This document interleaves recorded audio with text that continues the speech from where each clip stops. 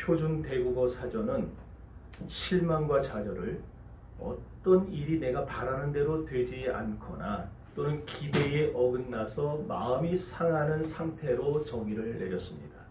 그렇습니다. 실망과 좌절이라는 것은 우리가 원하는 정신, 우리가 원하는 육체의 어떤 욕구를 이게 채워주질 못하는 것.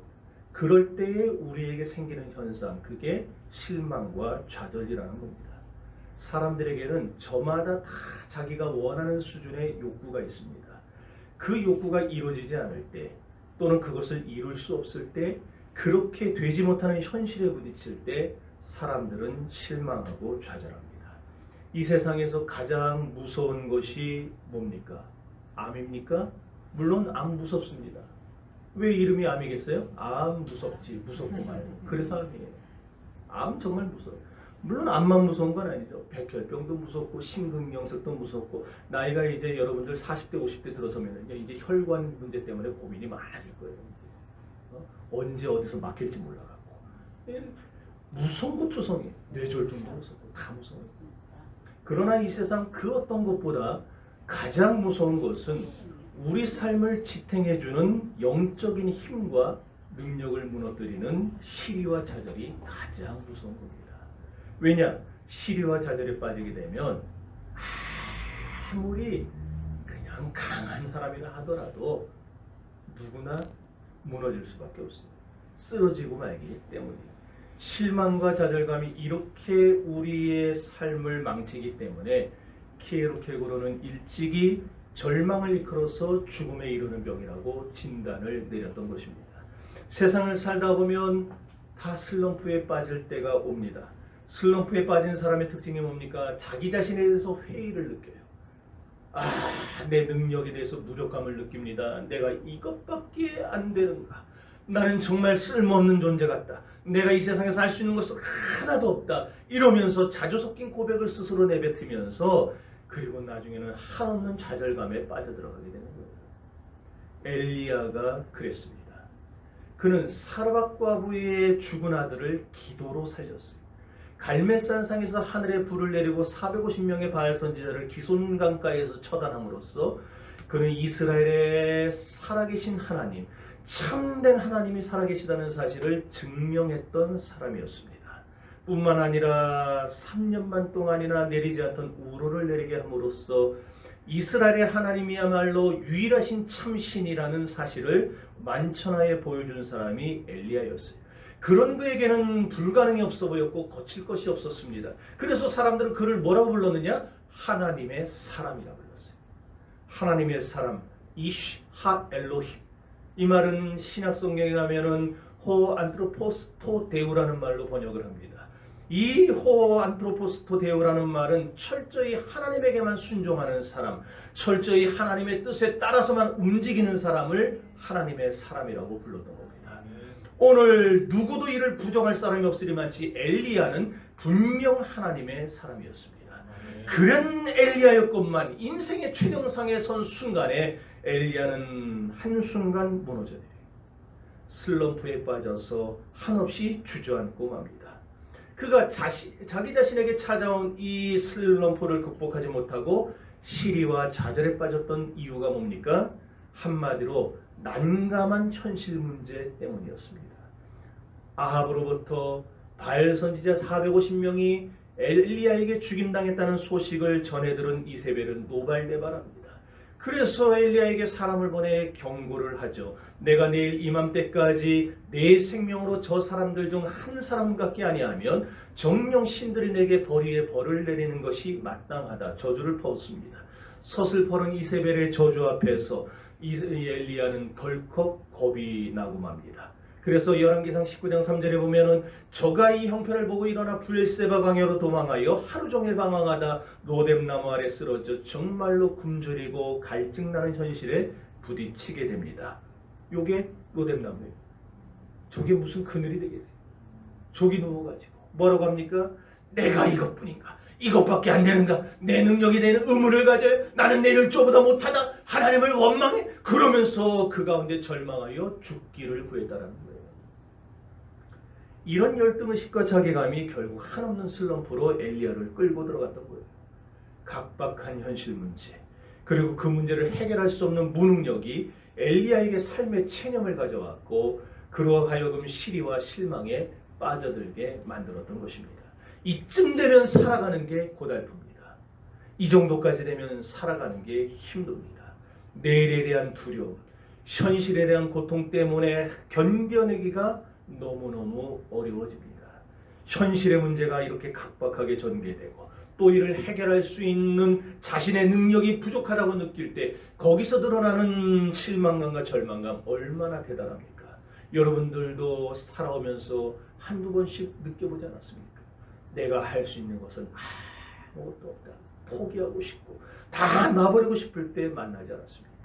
아무 일도 할 수 없다는 자신의 무능력에 대한 좌절이 엘리야로 하여금 슬럼프 속에서 헤어나오지 못하도록 만들었다는 것입니다. 성도 여러분, 실망과 좌절감은 단순한 감정상의 느낌이 아닙니다. 그토록 위대했던 엘리야를 단숨에 무너뜨린 무서운 복병입니다. 이처럼 오늘날에도 우리의 마음속에서 일어나는 실망과 좌절감은 우리를 얼마든지 무너지게 하고 우리를 실패의 자리로 넘어지게 하는 치명적인 요건이 될 수 있다는 것입니다. 1940년에 애수라는 영화가 만들어졌어요. 우리 나이 드신 어르신들 기억합니까? 로버트 테일러, 비비안 리, 당대 최고의 배우들이 주연을 맡았어요. 두 사람은 한량없이 사랑하는 사이였어요. 근데 2차 대전이 발발하면서 이 로버트 테일러가 군인으로 징병이 됩니다. 전쟁이 그들을 갈라놓은 거예요. 헤어지고 싶지 않았지만. 전장으로 달려가는 기차의 꽁무니를 따라가면서 비비안 리는 하염없이 흰 손수건을 꺼내서 흔듭니다. 로이 로이 이러면서 막 따라가는 거예요. 그런 지 몇 달 후에 신문에 전사자들의 이름이 올라오는데 거기에 자기가 그토록 사랑하는 로버트 테일러, 그 로이 크로닉이라는 이름 석자가 딱 찍혀나온 겁니다. 청천벽력이 사랑하는 사람을 잃어버린 그 마음의 절망감, 그 시리와 좌절감, 이제 나는 어떻게 살 것인가 자포자기했습니다. 그러면서 비비안 리는 길거리에서 웃음을 팔고 몸을 파는 창녀로 전락하고 맙니다. 몇 해가 더 지나서 전쟁이 마침내 끝났어요. 그런데 이게 웬일입니까? 죽은 줄만 알았던 로버트 테일러에게서 편지가 왔어요. 이제 전쟁이 끝나서 나는 돌아갈 거다. 눈앞이 캄캄해졌어요.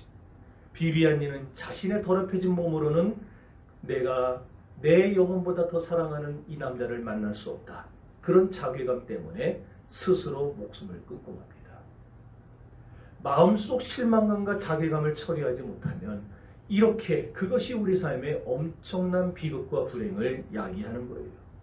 여러분, 이런 이야기도 있어요. 보통 엄마 아빠들이 아기가 태어나면 어제 우리 이신우 소선아 가정 아기 낳은 거 다 올라갔어요? 네. 보셨어요? 축하 전화 좀 해줬습니까?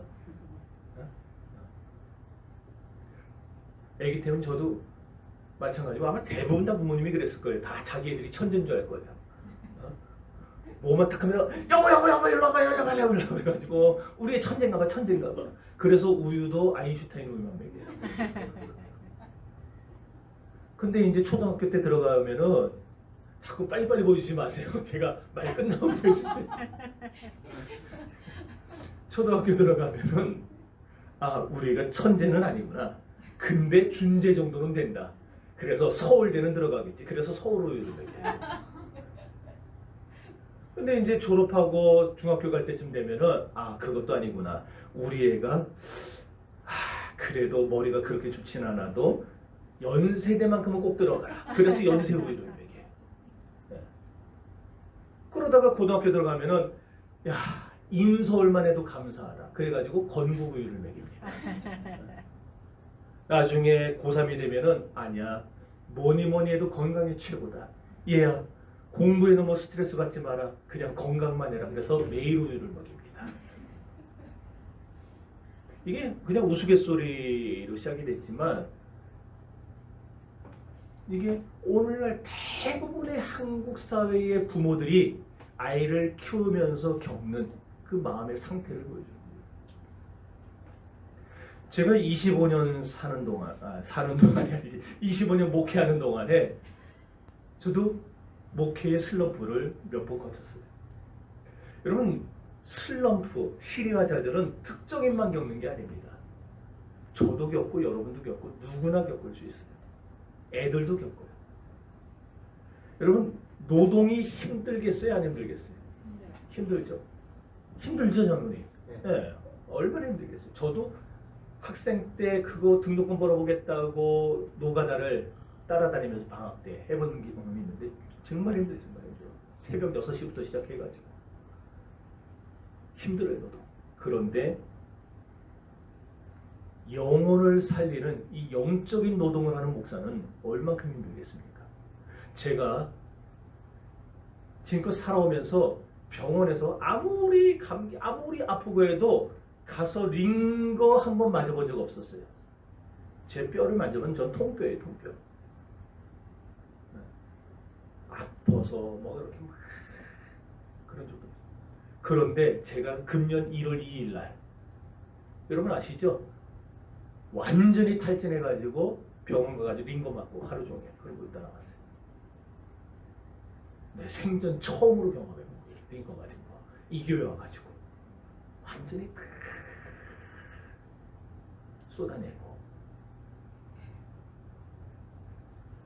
시리와 좌절, 삶의 슬럼프는 은혜가 충만하다고 또는 능력이 있다고 안 겪는 게 아닙니다. 누구라도 다 목사도 장로도 집사도 권사도 학생도 애들도 다 겪을 수 있어요. 아인슈타인은 7살이 넘었을 때에 겨우 글을 떠듬떠듬 읽기 시작했어요. 베토벤은 음악교사로부터 너는 절대 음악하지 마라. 너는 음악에 전혀 자질이 없다. 그렇게 혹평을 받았습니다. 월트 디즈니는 편집장에게 나는 세상에 너같이 자질이 없는 신문기자는 처음 봤다. 당장 때려쳐라. 그렇게 평가를 받았어요. 에디슨은 선생님에게 내가 교사를 하다 너 같은 돌발이는 처음 본다. 그래서 학교에서도 쫓겨났어요. 그런데 그 사람들의 특징이 뭡니까? 그럼에도 불구하고 포기하지 않았다는 거예요. 좌절하지 않았다는 거예요. 1991년 사과 생산지로 유명한 일본 아오모리 현에 기록적인 태풍이 몰아닥쳤어요. 대부분의 사과들이 다 떨어졌어요. 겨우 10%만.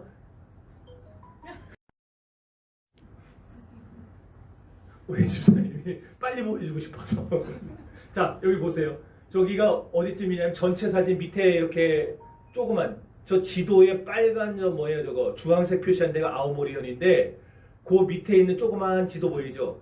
일본 전체에 어디쯤에 해당하냐면은 이 중부 홋카이도 저 위쪽에 있는 그 밑에 부분입니다. 사과로 유명하죠. 아오리 사과 엄청 유명하죠. 근데 저렇게 10%만 달랑달랑 매달려 있는 거예요. 다 떨어지고. 그것도 태풍이 불었으니 얼마나 상했겠습니까? 사과가 여기저기 패이고 곰보나고 막 그런 사과들이 상품 가치가 없어요. 어떻게 팔아먹어요 그런 거? 그럼 보통 어떻게 합니까 농부들이? 갈아엎어버리죠 저거. 이제 다 끝났다고 그러고. 그때 그 사람들도 그랬어요. 다 좌절에 빠져가지고 농사를 포기해버렸어요. 그런데 유독 한 농부만은 그러질 않았어요. 상처 입은 사과들을 다 따가지고 손질합니다. 포장지를 예쁘게 싸가지고 내다 파는 거예요. 그러면서 마케팅을 했어요. 뭐라 했느냐? 이렇게 강력한 태풍에도 떨어지지 않는 이 사과를 먹으면 대학 다 합격한다. 그렇게 한 거예요. 그랬더니 그게 입소문을 타면서 사과값의 10배를 받아요. 10배를. 사과 하나에 1,000원이면 10,000원 받고 파는 거예요. 10,000원 받고.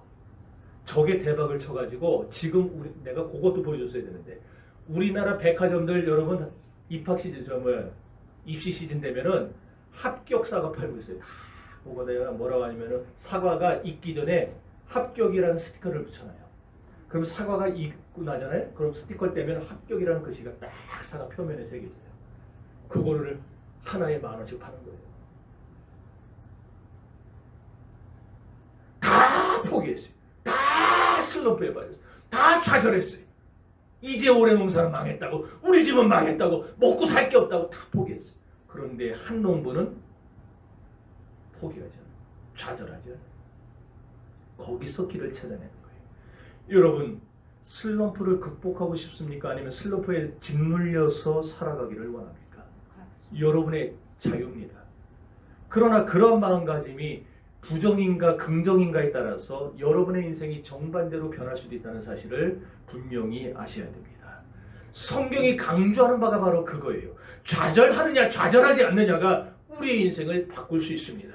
꿈을 잃었다고 절망할 게 아니에요. 여러분, 건강 잃었다고 낙심할 게 아니에요. 할 일 없다고 좌절할 게 아니에요. 하나님은 여러분이 그렇게 인생을 절망하라고 그냥 내버려 두지 않으세요.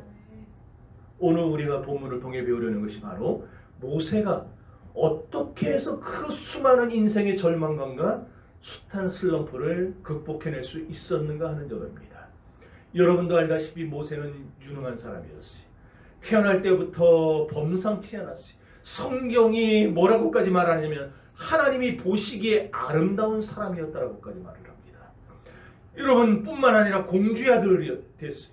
그래가지고 애굽의 학술과 지혜를 다 배웠습니다. 애굽 전역에서 모세보다 뛰어난 사람이 없다고 할 만큼 모세는 대단한 사람이 됐어요. 그런 모세가 부족한 게 뭐가 있겠어요? 아무것도 없죠. 그런데 나이 40이 되니까 자기 동족 이스라엘을 돌아볼 마음이 생긴 거예요. 하루는 길에 나갔는데 이스라엘 백성들에게 위해를 가하는 애굽 사람을 만나게 됩니다. 그래서 순간 화를 참지 못하고 그 애굽 사람을 쳐 죽이게 돼요. 동족의 고통과 동족의 괴로움을 건져주고 싶다는 그 사랑의 마음에서 나온 행동이었습니다. 하지만 다음 날에 또 나가봤더니 이번에는 동족끼리 싸우는 거예요. 그래서 둘 사이를 중재합니다. 왜 같은 동족끼리 싸웁니까? 싸우지 마세요. 그러니 그 말을 듣는 그 얘기를 듣고 한 사람이 그래요. 내가 언제부터 우리의 지도자가 되었느냐? 내가 애굽 사람을 죽인 것 같이 이제는 나를 죽이려느냐? 모세를 고발했어요. 믿었던 동족에게 배신을 당합니다. 그리고는 그 소식을 들은 애굽 군대가 자기를 잡으러 올 때에 모세는 그들을 피해 미디안 광야로 도망을 치게 됩니다. 자기 자신에 대하여 아무런 관심도 갖지 않는 무관심한 백성들, 녹록치 않은 현실에 대한 어려움들, 이런 다양한 문제로 인해서 모세는 큰 실망과 좌절에 빠지고 말았어요.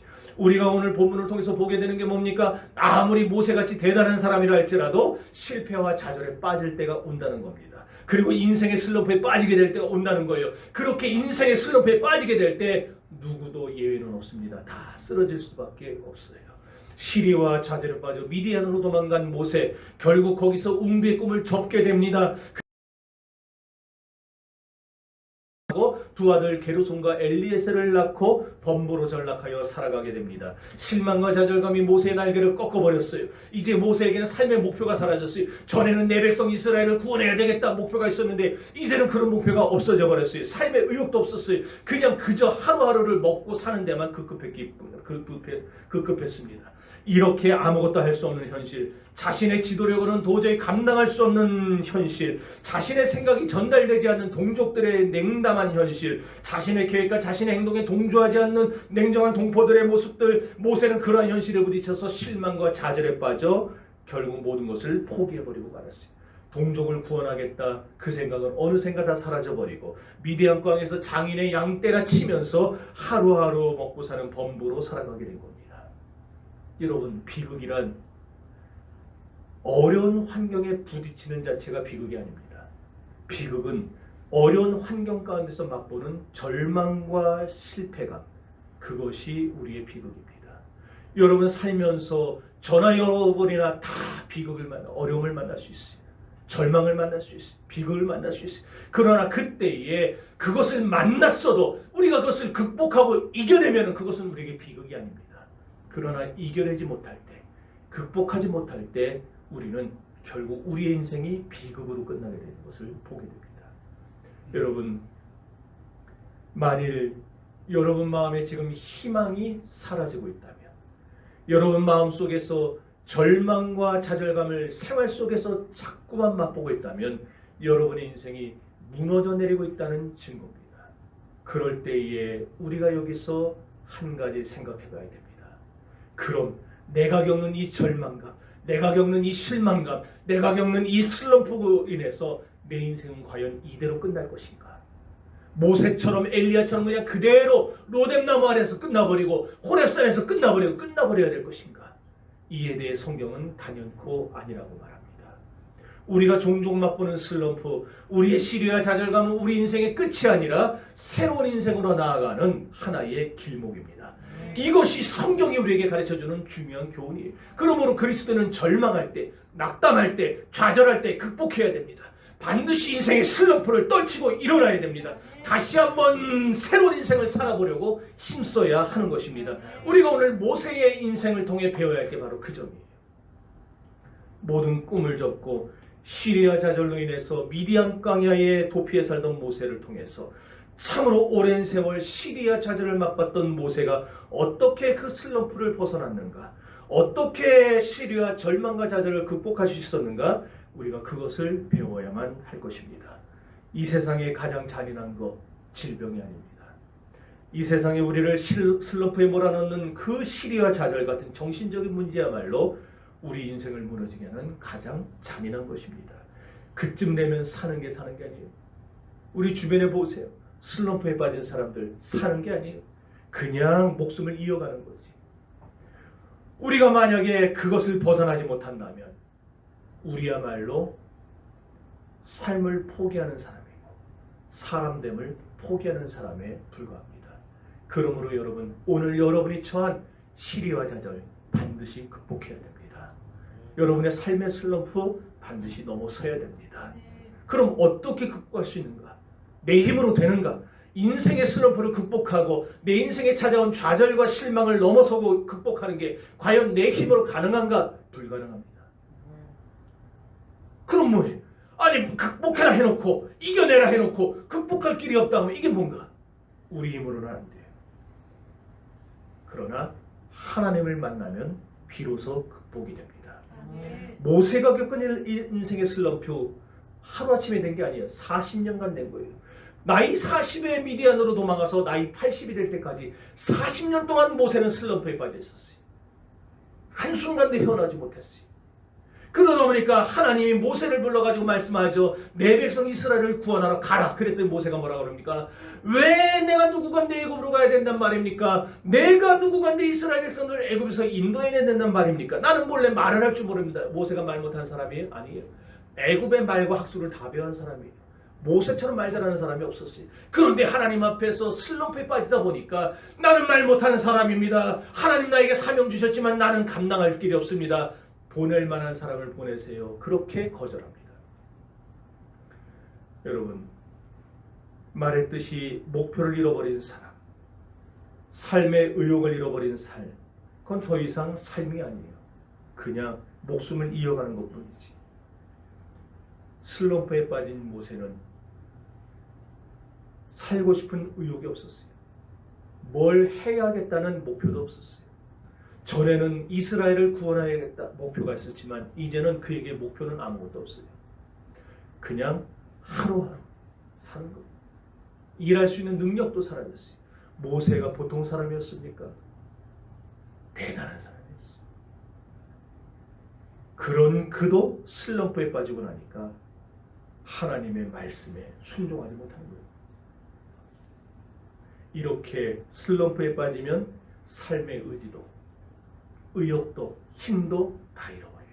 그래서 슬럼프가 가장 무서운 질병이에요. 암이 무서운 게 아니고 내 인생의 슬럼프가 나를 비참하게 만드는 가장 무서운 질병입니다. 여러분, 이제 여기서 일어나야 될 터인데 어떻게 해야 할 것인가? 하나님을 만나시기 바랍니다. 실망과 좌절감은 자기 스스로의 힘으로는 극복이 안 돼요. 하나님만이 우리의 연약해질 대로 연약해진 우리 마음을 일으켜 주시고 실망과 좌절의 그림자를 제거해 주시고 우리 삶의 슬럼프에서 우리를 일으켜 주시는 것입니다. 40년 동안 삶의 슬럼프에 빠져서 꼼짝달싹 못하고 양이나 치러 다니는 모세였건만 그런 모세를 하나님 찾아가 호렙산에서 그에게 힘을 주어 다시 일어서게 하셨어요. 그랬더니 그의 인생이 다시 사명을 회복합니다. 그의 인생이 다시 목표를 회복합니다. 그래서 그가 하나님이 주시는 지팡이를 손에 잡고 애굽으로 달려가게 되는 거예요. 하나님은 이처럼 우리 삶에 중요합니다. 하나님이 없는 삶은 망하는 삶입니다. 헬라 사람들은 사람이라는 말을 쓸 때에 안트로포스라는 말을 썼어요. 이 말은 남자를 뜻하는 아네르라는 말과 또한 본다는 뜻의 옵타노마이가 합쳐진 말입니다. 그러니까 남자가 본다는 뜻이 사람이에요. 여자가 본다는 말은 헬라어에 없어요. 왜 없는가? 헬라 사람들은 여자를 사람으로 치질 않았어요. 애들도 사람으로 치지 않았어요. 오직 장성한 남자 말이 사람이다. 그렇게 생각을 했어요. 그래서 여자는, 죄송해요, 제 생각이 이렇다는 게 아니라, 그래서 여자는 얼마든지 물건이기 때문에 취했다가 버릴 수 있다. 이것이 그 당시 헬라 세계의 생각이었어요. 이것이 고린도 교회에, 그 다음에 빌립보 교회에, 데살로니가 막 들어가면서 거기 다니는 교회 다니는 사람들도 아내를 얻었다가 마음대로 버려요. 마음대로 이 여자 취해요. 그게 헬라의 사상이에요. 그래서 플라톤 같은 사람도 뭐라고 말합니까? 그가 감사한 게 있었죠? 유명한 말이고요. 내가 다른 나라가 아닌 그리스에 태어난 걸 감사한다. 또 하나는 내가 여자가 아닌 남자로 태어난 것을 감사한다고 했어요. 이게 역사상 가장 위대하다고 알려진 철인의 입에서 나온 소리예요. 어쨌든 사람이란 남자가 본다는 뜻이었는데 안트로포스라는 말에는 두 번째 뜻이 들어있어요. 여러분, 사람과 동물의 차이가 뭡니까? 볼 수 있느냐 없느냐의 차이입니다. 동물도 보지 않나요? 아니에요. 여기서 본다는 것은 어떤 피조된 세계를 본다는 게 아니고 보이지 않는 영적인 세계를 볼 수 있느냐 없느냐의 차이예요. 여러분, 사람이 누구냐? 짐승은 아래를 쳐다보고 먹을 것만 찾아다니죠. 그러나 사람은 위, 즉 하늘을 쳐다보며 하나님을 찾는, 그렇게 하나님을 쳐다보며 살아가는 존재가 사람이에요. 다시 말해 하늘 위에 계신 하나님을 바라보는 존재가 사람이라는 말입니다. 그러므로 사람이 언제 실망하고 언제 절망하는가? 하나님을 바라보지 않을 때 절망해요. 여러분, 우리 주변에 절망한 사람들 보세요. 우리 주변에 슬럼프에 빠진 사람들 보세요. 왜 슬럼프에 빠집니까? 왜 교회 다니는 사람들이 절망합니까? 하나님을 보지 않아서 그래요. 하나님을 보는 사람은 절망하지 않습니다. 하나님을 보는 사람은 슬럼프에 빠지지 않습니다. 왜? 하나님이 붙들어 주시기 때문에 슬럼프에 빠지지 않아요. 여러분이 만약 여러분의 인생에 찾아온 하나님을 볼 수 있다면 여러분의 삶에 찾아온 이런 여러 가지 인생의 어려움, 인생의 실망과 좌절, 그리고 삶의 슬럼프는 반드시 해결될 줄로 믿습니다. 이제 30절 말씀 다 같이 읽어봅시다. 30절 시작. 40년이 참에 천사가 신의 산 광야에 가니라 모세에게 보이더라. 따라합시다. 40년이 참에. 40년이 참에 하나님이 40년 만에 찾아오셨어요.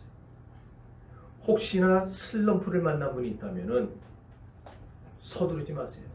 사업의 슬럼프, 학업의 슬럼프, 실력의 슬럼프, 뭐가 여러분을 시리에 빠지게 하고 절망에 빠지게 하든지 뭘 만났든지 서두르지 마세요.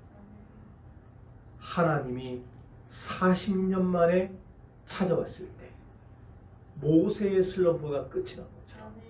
오늘 우리 인생의 슬럼프가 극복되고 벗어날 수 있는 길은 하나님이 내 인생에 찾아올 때뿐입니다. 그러니 여러분이 아무리 안달복달하고 여러분이 아무리 애를 쓴다고 슬럼프 극복되는 거 아니에요. 하나님이 내 인생에 찾아와 주셔야 됩니다. 모든 시리와 좌절, 나를 약하게 만들고 슬럼프에 빠지게 하는 이런 영적이며 정신적인 문제들은 하나님이 내 삶에 개입해 주셔야 해결되는 줄로 믿습니다. 할렐루야. 하나님은 호렙산 가시떨기나무 아래 거기서 불꽃 가운데 나타나셨어요. 떨기나무에 불이 붙었는데 타지는 않아요. 이상한 광경이 모세가 그걸 보고 내가 돌이켜 가서 보리라 할 때에 하나님의 음성이 들립니다. 모세야 모세야 내 발에서 신을 벗어라. 이 말은 뭐냐? 시리와 좌절에 빠져있는 모세야, 슬럼프에 빠져있는 모세야, 인생의 슬럼프를 겪으며 일어날 줄 모르는 주저앉아 양이나 치고 있는 너 모세야, 이제 실망과 좌절의 신을 벗어버려라, 그 말이에요. 하나님이 찾아와서 내 발에서 실망의 신을 벗겨주시고, 내 발에서 좌절의 신을 벗겨주시고, 내 발에서 슬럼프의 신을 벗겨주셔야 내 모든 시리와 좌절이 끝이 날 수 있다는 것입니다. 모세는 하나님을 만나 그 슬럼프의 산을 넘음으로써 비로소 인생이 변화되었습니다. 하나님은 모세의 손에 들린 지팡이가 뱀이 되게 하고, 또 뱀의 꼬리를 잡을 때 도로 지팡이가 되는 하나님의 능력을 체험케 함으로써 시리와 좌절에서 일어나게 해주셨습니다. 출애굽기 4장 17절에 보면 모세가 여호와 하나님께서 들려주시는 능력의 지팡이를 들고 사명을 감당하고자 애굽으로 갔다고 말합니다. 여기서 모세가 쥐었던 능력의 지팡이가 뭐냐? 이것이 바로 예수 그리스도의 십자가입니다. 십자가의 도가 멸망하는 자들에게는 미련한 것으로 보이지만, 어리석게 보이지만, 또한 구원을 얻은 우리에게는 하나님의 능력이 됨이라고 바울사도는 말씀하고 있습니다. 예수 그리스도의 십자가만이 우리를 절망과 실에서 일으켜줍니다. 온갖 삶에 말할 수 없는 슬럼프로부터 우리를 넘어서게 만듭니다. 우리가 당면한 이 슬럼프의 산을 뛰어넘게 만들어줍니다. 예수 만난 사람은 누구나 새롭게 되는 이유가 바로 거기에 있는 것입니다. 예수는 내 인생의 생명인 동시에 나를 붙들어 주시고 나를 이끌어 주셔서 내가 약할 때 강하게 하시며 내가 무너질 때 나를 세워주시는 분입니다. 그리하여 시리와 좌절을 딛고 모든 삶의 슬럼프를 극복하여 새로운 인생을 살게 해주시는 진정한 하나님이심을 믿으시기 바랍니다. 예수만이 우리 인생의 힘입니다. 예수만이 우리 인생의 생명입니다. 예수만이 우리를 삶의 슬럼프에서 건져내시고 일으켜주십니다. 그리스도의 십자가만이 진정한 우리 삶의 힘이 되는 줄 믿습니다. 사랑하는 성도 여러분, 여러분이 어떤 좌절을 만났던, 여러분의 살면서 어떤 절망을 만났던, 여러분들 거기에 더 이상 쓰러져 신음하지 마십시오. 여러분이 지금 만난 로뎀나무, 여러분이 지금 만난 그 호렙산에서 여러분을 찾아오신 하나님을 만나십시오. 주님을 만난 엘리야가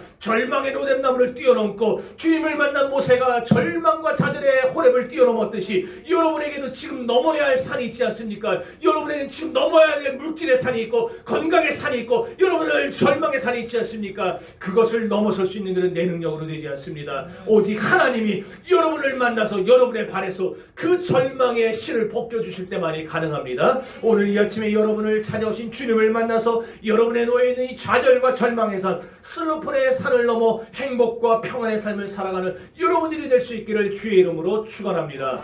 다 같이 기도합시다.